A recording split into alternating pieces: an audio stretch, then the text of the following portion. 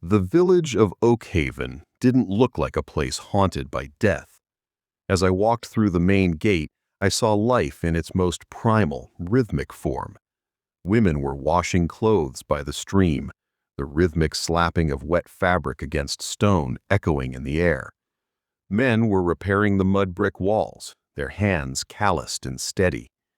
Children played in the dirt, their laughter a sharp contrast to the cold fog of the scrublands I had just left.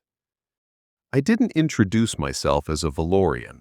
In this world, a name like mine brought either fear or expectations I didn't want to meet. I was just another traveler in a dusty coat. The primary lifeblood of this place was the earth. Vast fields of rice and wheat stretched toward the horizon, swaying under the gray sky. "I don't see anything abnormal yet," I whispered, adjusting my collar. "These people are simply adapting. They live surrounded by danger, yet they continue to plant seeds.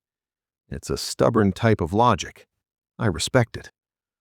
I found the only tavern in the village, a small wooden building smelling of roasted grain and cheap ale. As I entered, I spotted Kalia. She was surrounded by the village elders who were looking at her with eyes full of hope. She was a Valorian, a savior in their eyes. I sat at the bar and ordered rice with vegetables. Kalia's eyes flickered toward me for a microsecond before she turned her head away with visible annoyance. Of course, I thought, suppressing a smirk. To her, I'm just a stain on the scenery. But then she did something I didn't expect. She smiled at the elders. It was a soft, encouraging smile. "Do not worry," she told them, her voice lacking its usual bite. "We will find the one responsible for the disappearances. The Valorian family protects its own." The elders sighed in relief, their shoulders dropping. "Interesting," I noted, watching her exit the tavern with a confident stride, completely ignoring me. "So the Shadow Samurai has a heart for the common folk. Or perhaps she just enjoys the worship." I finished my meal and decided it was time to change tactics. I couldn't investigate from a distance. I needed to be part of the system. I found an old farmer near the edge of the wheat fields. I had changed my clothes, replacing my tactical coat with a simple, rugged villager's tunic and worn trousers. I looked like a common laborer. "I'm looking for work, as an apprentice. No pay needed, just a place to sleep and a bowl of rice." The old man looked me up and down, then smiled. "A strong young man working for free? I'd be a fool to say no. What's your name, lad?" "Aric," I replied. "Very well, Aric. Come, we have rice to sow." For the next few days, I became a ghost. I worked in the fields, sowing rice and harvesting wheat. I watched their methods, noted the inefficiencies in their irrigation, and listened to their stories. At 1940 every evening, I would see Kalia leave the village alone, heading into the forest to hunt. She never said a word to me. She clearly intended to finish the mission by herself. "Fine," I muttered to myself while hauling a sack of grain. "If she wants to do the heavy lifting, let her. I'll focus on the variables she's missing." At night, while the village slept, I didn't. I spent my nights on the rooftops, hidden by the shadows of the high gables. I wore my gray coat again, the black Aegis suit humming beneath it. I used the helmet scanning array to monitor every movement in the village. I memorized every face. I mapped the thermal signatures of every house. 3 days passed. Nothing. Kalia would return from the forest around 9 p.m., frustrated. No tracks. No monsters. On the 4th night, I was perched on the roof of the granary when I saw it. A new face. An old man entered the village. He looked harmless, dressed in traveler's rags, carrying a walking stick. I watched the villagers greet him. They seemed to know him. Even the children ran to him and he gave them small carved wooden toys. He was kind, gentle, and beloved. I tapped my helmet. "Analysis," I commanded. The HUD flickered.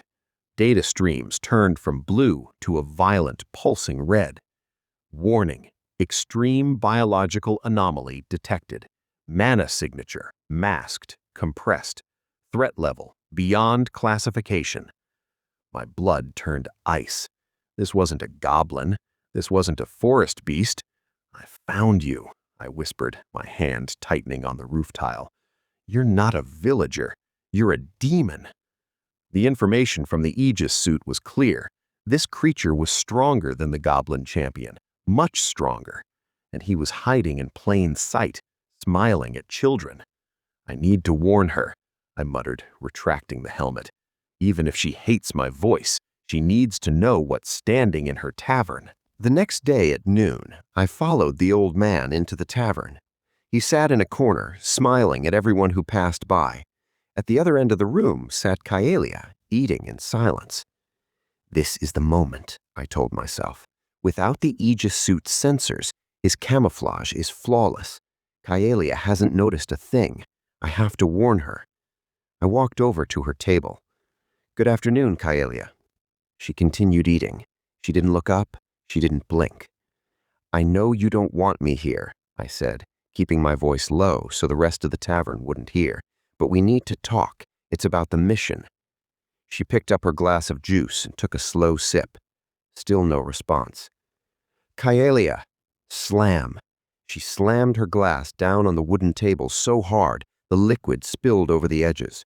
Finally, her glowing red eyes locked onto mine. You really know how to waste your time, Aric, she said, her voice dripping with venom. I see you playing in the mud with the farmers. I see you acting like a commoner. Go back outside. Continue playing with the village children. Do not waste my time, and do not speak to me again. She stood up, brushing past me with a violent shove to my shoulder, and walked out of the tavern. Damn it, I muttered. I looked back at the old man. He was still smiling. I walked out into the sunlight. I was on my own. At 1940, I was back on the rooftops, wearing my dark gray tactical coat. The sun was beginning to set, bleeding red and purple across the cloudy sky. Like clockwork, I saw Kaelia leave the village limits, heading toward the forest for her hunt and the 20 o'clock telepathic meeting with Darian. She was gone. The village's only magical protection had just walked away. A few minutes later, I spotted him. The old man was walking toward the outskirts of the village. But he wasn't alone. 3 young children were skipping happily beside him. This is going to be difficult, I thought, my heart rate accelerating. I jumped down from the roof and followed them into the fading light. As we reached the edge of the scrublands, I could hear their voices. We are almost there, my children, the old man wheezed gently. There is a beautiful spot just ahead to watch the sunset. But my mother told me not to leave the village at this hour, one of the little boys said nervously. Do not worry, the old man reassured him, patting his head. I am with you. Nothing bad will happen. You are very confident, I said, stepping out of the shadows. The children turned around. Big Brother Aric, they cheered. Come here, I ordered gently. The children ran over to me, hiding behind my long coat. I just wanted to show them the sunset, the old man said, his voice trembling like a frightened grandfather. I reached into my pocket and pulled out a heavy gold medallion. I showed it to the children. Listen to me, I told them, my voice dead serious. Take this to the village elder. Tell him to evacuate the village immediately. This is an absolute order from the Valorian family. Go, now. The children saw the falcon crest. They nodded, terrified by my tone, and ran as fast as they could back toward the wooden gates. The old man watched them leave. What are you saying, young man? Evacuate the village? I reached for my collar. The mechanical plates of the Aegis helmet slid up over my face, the blue eye slits locking onto him. Stop playing, my voice boomed through the helmet speakers, sounding metallic and cold. I know you are a demon. The old man stopped. The trembling stopped. He let out a long, slow sigh. Whew, he whispered. A dark, twisted smile stretched across his wrinkled face. This is the first time a human has discovered me. His voice began to change, deepening into a demonic growl. His human skin started to crack and peel away like burnt paper. His clothes dissolved into dark ash. "It's strange," the monster hissed as his true body expanded, muscle and bone snapping into place. "I don't sense any mana from you. Ah, I see. You are a mana no." The illusion shattered completely. Standing before me was a nightmare. He was massive, emaciated but rippling with unnatural muscle. His skin was pale gray, covered in black tattoos. In his hands, he held two jagged bone scythes that burned with dark energy. And on his forehead, glowing in blood-red light, was a Greek symbol. "Allow me to introduce myself," the creature grinned, revealing rows of razor-sharp teeth. "I am one of the 24 demon generals, Omega." Inside my helmet, the HUD went crazy. Blinking red warnings covered my vision. Greek alphabet, I realized, my mind racing back to the books in my grandfather's library. There are 24 supreme demons ranked by the letters of the Greek alphabet. This is going to be incredibly difficult.